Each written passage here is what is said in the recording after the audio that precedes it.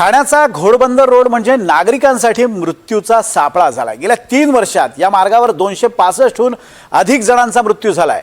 गेल्या 10 वर्षांपासून ठाणेकर वाहतूक कोंडीच्या समस्येशी कसे झुंजतायत पाहूयात या खास रिपोर्टमधून।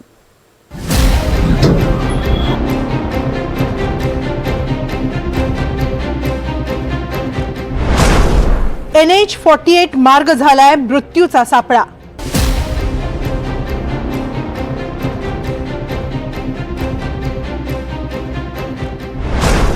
घोडबंदरचं ट्रॅफिक उघडतंय मृत्यूचं दार।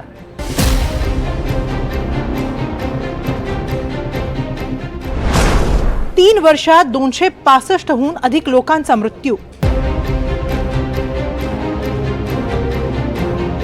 ठाण्याचा घोडबंदर रोड म्हणजे ठाणेकरांसाठी अक्षरशः मृत्यूचा सापळा झालाय। सकाळी उठायचं, घरातून कामासाठी निघायचं आणि घोडबंदरच्या ट्रॅफिकमध्ये तासनतास अडकायचं अशी ठाणेकरांची अवस्था झाली आहे। बरं, ट्रॅफिकमधून सही सलामत बाहेर पडाल का याचीही खात्री नाही। घोडबंदरच्या याच ट्रॅफिकमुळे 16 महिन्यांच्या रियांचा जीव गेलाय। मुंबई अहमदाबाद महामार्गावर वाहनांच्या लांबच लांब रांगा लागल्या होत्या। रियांला उपचारासाठी वेळेत मुंबईला नेणं गरजेचं होतं, पण या वाहतूक कोंडीत तब्बल 5 तास अडकल्यानं रियांचा मृत्यू झाला। रियान शेख का नाम का एक बच्चा था, वो पेला गांव में फातिमा मंजिल में रहता था। वहाँ से वो गिरने के बाद उसकी तबीयत थोड़ी नाजुक हो गई, लेकिन वो तबीयत उसकी तंदुरुस्त थी। तो उसके बाप ने उसको गैलेक्सी हॉस्पिटल में लेके गए। तो गैलेक्सी हॉस्पिटल में उनको बोला, डॉक्टर ने बोला कि उनको बॉम्बे लेके जाओ। बॉम्बे लेके जाने पर जब एम्बुलेंस में लेके गए तो कम से कम वो वसई फाटे से फाउंटन तक पूरा ट्रैफिक जाम था, लेकिन ससुर नगर तक वो पहुँचे थे। तो उसके बाद वहाँ उसके पिताजी ने उसको लड़के को कंधे पर बिठा के नज़दीक के हॉस्पिटल में लेके गया, लेकिन ट्रैफिक 5-6 घंटे न खुलने से वो लड़के की मौत हो गई। बरं, वाहतूक कोंडीत अडकून मृत्यू होण्याची पहिलीच घटना नाही। याच ठिकाणी 30 जुलैला सफाळेतील छाया कौशिक पुरव यांचा दुर्दैवी मृत्यू झाला होता। त्यानंतर पुन्हा एकदा याच वाहतूक कोंडीत अडकून 16 महिन्यांच्या रियांचा मृत्यू झालाय। या घटनेनंतर नागरिकांकडून संताप व्यक्त होतोय। तर मुलाला क्लिनिकमध्ये पण क्लिनिकमध्ये तपासल्यानंतर डॉक्टरांनी सांगितलं की याचं श्वासोच्छ्वास बंद झालेला आहे। म्हणून त्यांना विचारलं तर ते बोलले की आम्ही गॅलेक्सी हॉस्पिटलमध्ये होतो आणि गॅलेक्सी हॉस्पिटलमध्ये मुलगा हयातीत होता आणि फक्त त्याच्या पुढच्या उपचारासाठी आम्हाला मुंबई इथे हलवण्यात होता। वेळेवर न पोचल्याने हा दुर्घटना झालेली आहे। एक वेळ वाहतूक कोंडीमुळे मृत्युमुखी पावतात किंवा अपघातामुळे, दोन्ही जी कारणं आहेत ही प्रशासनाच्या हलगर्जीपणामुळे हा मृत्युमुखी पावलेला आहे। हे संपूर्ण या परिसरात नेहमीच वाहतूक कोंडी होत असते। नेमकी काय काय कारणं आहेत या परिसरातली, आणि आत्ताचे जे आहे ठाणे घोडबंदर रोडवर जी वाहतूक कोंडी होते त्यामुळं कालची ही वाहतूक कोंडी झाली। नेमकी इतर पण कारणं आहेत। इतर कारणं म्हणजे वर्सोवा ब्रिज चढताना बॉटलनेक आहे, रस्ता 6 लेनचा आहे, तर तिकडे गेलं का नुसते 2च लेन, साहजिकच आहे गाड्या एकत्र होतात आणि त्या 2 लेन मध्ये डायव्हर्ट होत नाही। नागरिकांचा संताप देखील नेहमीचाच झालाय, कारण प्रशासन आणि कंत्राटदार इतक्या जाड कातडीचे आहेत की कुणी जगो किंवा मरो, लोकांच्या संतापाचा, भावनांचा त्यांच्यावर काहीच परिणाम होत नाहीये। मुंबई अहमदाबाद महामार्गाचा म्हणजेच NH48 या मार्गाचा प्रवास किती धोकादायक झालाय याचं वास्तव दाखवणारी एक धक्कादायक आकडेवारी समोर आली आहे। 2023 मध्ये या मार्गावर गंभीर अपघातांची संख्या 182 आणि मृतांची संख्या 106 होती। 2024 मध्ये या मार्गावर 74 गंभीर अपघात झाले आणि 86 जणांचा जीव गेला। 2025 मध्ये 64 गंभीर अपघात झाले असून त्यात 71 जणांचा मृत्यू झालाय। म्हणजे गेल्या 3 वर्षात तब्बल 265हून अधिक जणांनी जीव गमावलाय। विशेष म्हणजे या आकड्यांमध्ये ट्रॅफिकमध्ये अडकून मृत्यू झालेल्या रुग्णांचा समावेश नाही। गेल्या 10 ते 12 वर्षांपासून ठाणे वसईकर या समस्येचा सामना करतायत, मात्र ही समस्या सोडवण्यासाठी कोणतीही ठोस पावलं उचलली जात नाहीयेत। 2016-17 पासून मी या इकडे प्रवास करतोय।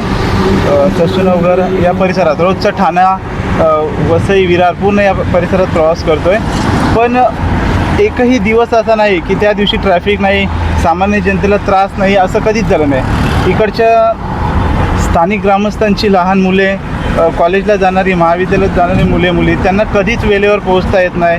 त्याच्यानंतर माझ्या माहितीतले 2-3 मुद्दे असे आहेत की आमच्याकडे लग्न जमत नाहीत, सगळे सोयरे जे असतात ते इकडे मुली द्यायला तयार नाही. त्याच्या ठाणे तसंच घोडबंदर मार्गावरील वाहतूक कोंडी सोडवण्यासाठी पहाटे 6 ते रात्री 12 वाजेपर्यंत अवजड वाहनांना प्रवेशबंदी लागू करण्यात आली आहे. पण याचा उलट परिणाम होताना दिसतोय. राज्याबाहेरून येणारी अवजड वाहनं पार्किंगची सुविधा नसल्यामुळे रस्त्याच्या कडेलाच उभी केली जात आहेत. परिणामी ट्रॅफिकमध्ये आणखी भर पडतीये. क्या कहेंगे, आपको कभी से आप रुके हैं यहाँ पे?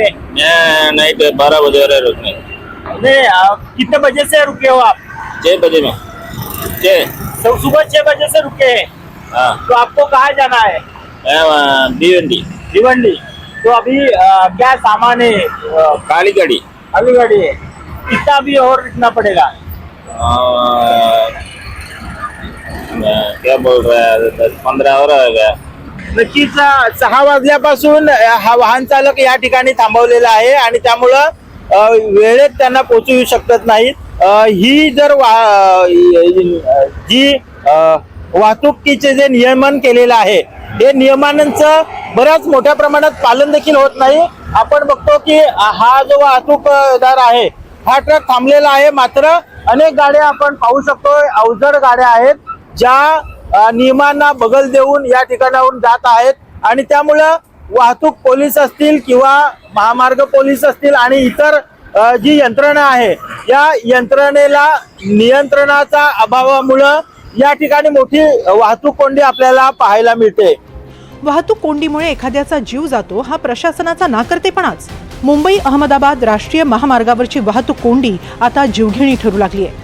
पण ढिम्म प्रशासनाला जाग येईपर्यंत अजून किती जणांचे बळी जाणार हा ठाणे वसईकरांसाठी चिंतेचा विषय झालाय. मनोज सातवी, NDTV मराठी, वसई. मीरा भाईंदर, वसई किंवा विरार या भागात राहणाऱ्या नागरिकांच्या या समस्या आपण पाहिल्या, पण ठाणेकरांच्या सुद्धा याच नेमक्या समस्या. म्हणजे गेल्या 8 ते 10 वर्षांपासून ठाणेकर सुद्धा वाहतूक कोंडीचा सामना करतायत. जणू वाहतूक कोंडी ही ठाणेकरांच्या पाचवीलाच पुजलेली आहे. आज वाहतूक कोंडीची समस्या सुटेल, उद्या सुटेल असं करत करत गेली 10 वर्ष ठाणेकरांनी काढली आहे. मात्र ही समस्या सुटायचं काही नाव घेत नाही आहे. नेमकी या समस्येची कारणं काय आहेत आणि त्यावरचे तोडगे काय आहेत आपण पाहूयात या स्पेशल रिपोर्टमध्ये.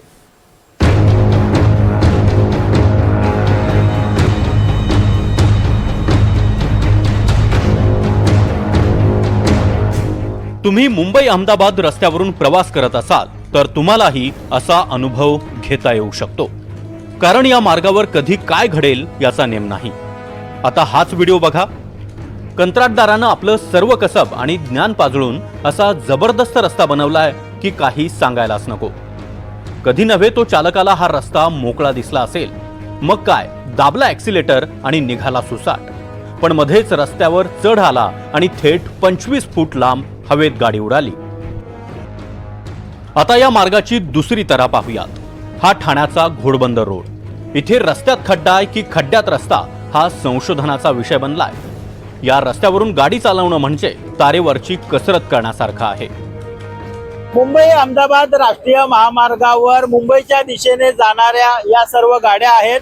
मात्र 4 लेनचा हा हायवे असून देखील या ठिकाणी बॉटलनेक होतं आणि हा घोडबंदरचा ब्रिज आहे आणि मुंबईकडे आणि त्याचप्रमाणे ठाण्याकडे जाणाऱ्या जी वाहनं आहेत ती या ठिकाणी ट्रॅफिक विभागलं जातं आणि बॉटलनेकमुळं मोठ्या प्रमाणात या ठिकाणी वाहनांची गर्दी निर्माण होते आणि त्यामुळं पूर्णपणे आपण पाहू शकतोय या बाजूला मोठ्या प्रमाणात वाहतूक कोंडी निर्माण होते. शिवाय रस्त्याची अवस्था देखील अतिशय भयानक झालेली आहे. यामुळं या ठिकाणी मोठ्या प्रमाणात वाहतूक कोंडी होते आणि ही वाहतूक कोंडी म्हणजे घोडबंदर पासून वर्सोवा ब्रिज पासून ते थेट वसईपर्यंत अनेक किलोमीटरच्या वाहनांच्या लांबच लांब रांगा लागतात आणि यामुळं प्रवासी असतील, रुग्ण असतील किंवा इतर कोणी यांना याचा मोठा फटका सहन करावा लागतो. घोडबंदर रोड साधारण कापूरबावडी ते फाउंटन हॉटेल असा 14 किलोमीटरचा रस्ता आहे. या मार्गावर एकूण 6 उड्डाण पूल येतात, ज्यामध्ये कापूरबावडी, मानपाडा, पाटीलपाडा, वाघबीळ, कासारवडवली आणि भाईंदरपाडा या ठिकाणांचा समावेश आहे. कापूरबावडी मार्गावरून कशेली आणि भिवंडीच्या दिशेनं वाहतूक होते. या भागात अनेक कंपन्यांची गोदामं असल्यामुळे अवजड वाहनांची संख्या जास्त असते. ठाणे परिसरातील विकास कामच आता ठाणे आणि वसईकरांच्या जीवावर उठली आहेत। एकाच वेळी रस्ते, मेट्रो आणि उड्डाणपुलांची कामं सुरू असल्यामुळे रस्त्यांवर वाहतूक कोंडी नेहमीचीच झाली आहे। घोडबंदर रस्त्यावर ट्रॅफिक का? तर ठाण्यामध्ये सध्या वडाळा घाटकोपर कासारवडवली या मेट्रो 4 मार्गिकेचं काम सुरू आहे। सोबतच कासारवडवली ते गायमुख मेट्रो 4A या मार्गिकेचंही काम केलं जात आहे। मेट्रोच्या कामांसाठी MMRDAनं रस्त्यावर ठिकठिकाणी मार्ग अवरोधक उभे केले आहेत। दुसरीकडे घोडबंदर रस्त्याच्या रुंदीकरणाचं काम केलं जात आहे। कासारवडवली इथं उड्डाणपुलाचं काम सुरू आहे। याशिवाय महापालिकेकडून ठिकठिकाणी रस्त्यांचं खोदकाम सुरूच आहे। अशी चारही बाजूनं ठाणेकरांची कोंडी झाली आहे। एकदा का तुम्ही ट्रॅफिकमध्ये उतरलात की 4 ते 5 तास तुमची सुटका नाही। अभी यहाँ से जब हम लोग निकलते हैं, अभी मैं तो ऑटो ड्राइवर है, ठीक है, मैं कई बार यहाँ से अगर भाड़ा लेके निकलता हूँ तो एक एक भाड़े को मीरा रोड ले जाने में या फाउंटेन तक ले जाने में 4 किलोमीटर का रास्ता मुझे कवर करने में 6-6 घंटा लग जाता है। मैं यहाँ पे पूरी रात फंसा हूँ। सिर्फ रीज़न खड्डे की वजह से बड़ा गाड़ी चढ़ नहीं पाता है चढ़ान पे, और बड़ा गाड़ी कई बार होता है पलटी हो जाता है, जिसकी वजह से पूरा रोड ब्लॉक हो जाता है। और ये 1 साल से नहीं, मैं 5 साल से देख रहा हूँ। ये प्रॉब्लम 5 साल से होती है, हर साल आए दिन ये मतलब कांड होता रहता है यहाँ पे। घोडबंदर रोड हा वाहतुकीसाठी कमी आणि खोदकामाचा मार्ग जास्त झाल्याचं दिसतंय। या वाहतूक कोंडीवर तोडगा काढायचा तरी कसा, हा यक्ष प्रश्न प्रशासनासमोर उभा राहिलाय।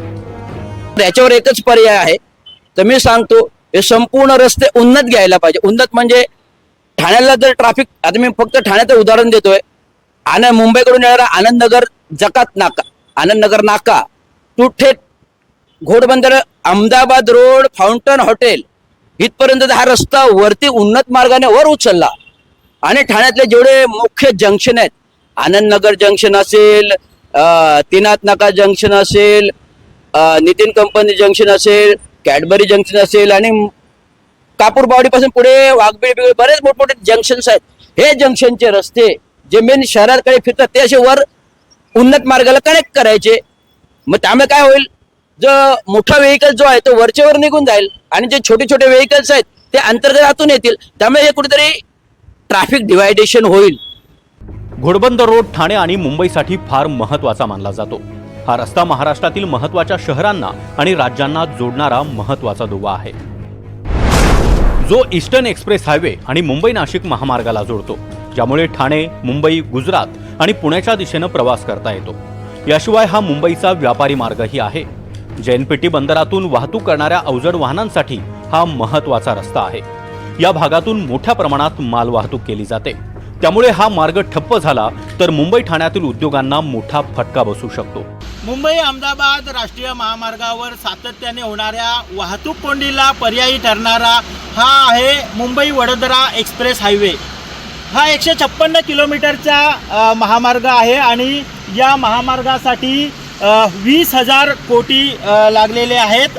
वेगवेगळ्या 8 टप्प्यांमध्ये हे या महामार्गाचं काम सुरू आहे आणि भूसंपादनापासून ते सिव्हिल वर्कपर्यंतचं जे काम आहे ते 20,000 कोटींचं आहे। आणि महामार्ग प्राधिकरणाचे अधिकारी सुहास चिटणीस यांनी दिलेल्या माहितीनुसार या महामार्गाचं काम 85% पूर्ण झालेलं आहे आणि येत्या मार्च महिन्यापर्यंत हा महामार्ग आहे हा वाहतुकीसाठी खुला राहणार आहे। मी ज्या ठिकाणी आहे हे ठिकाण आहे वसई तालुक्यातल्या खानिवडा आणि शिरसार फाटा या ठिकाणी, आणि या ठिकाणी देखील तुम्ही पाहू शकता हा महामार्ग मुंबईकडे ही जाणारी ही वाहतूक आहे। माझ्या उजव्या साईडला हा दिसतोय, हा मुंबई अहमदाबाद राष्ट्रीय महामार्ग आहे आणि या महामार्गाला शिरसार फाटा येथे ही कनेक्टिव्हिटी दिलेली आहे। इथून काही अवजड वाहनं आहेत ती देखील या महामार्गावरून इथे या मुंबई वडोदरा एक्सप्रेस हायवेला जोडून थेट मुंबई म्हणजे JNPTकडे जाऊ शकतात। त्यामुळं या महामार्गाचं काम लवकरात लवकर पूर्ण झाल्यास मुंबईकर असतील, ठाणेकर असतील आणि भिवंडी या शहराची जी वाहतूक कोंडी आहे ती सुटणार आहे। NDTV मराठीसाठी महेश गोविलसह मनोज सातवी, वसई। ठाण्याची वाहतूक कोंडी ही एका टाइम बॉम्बप्रमाणे वाजणारी धोक्याची घंटा आहे। वेळीच ही समस्या सोडवली नाही तर भयानक स्फोट झाल्याशिवाय राहणार नाही। मनोज सातवीसह रिजवान शेख, NDTV मराठी, ठाणे.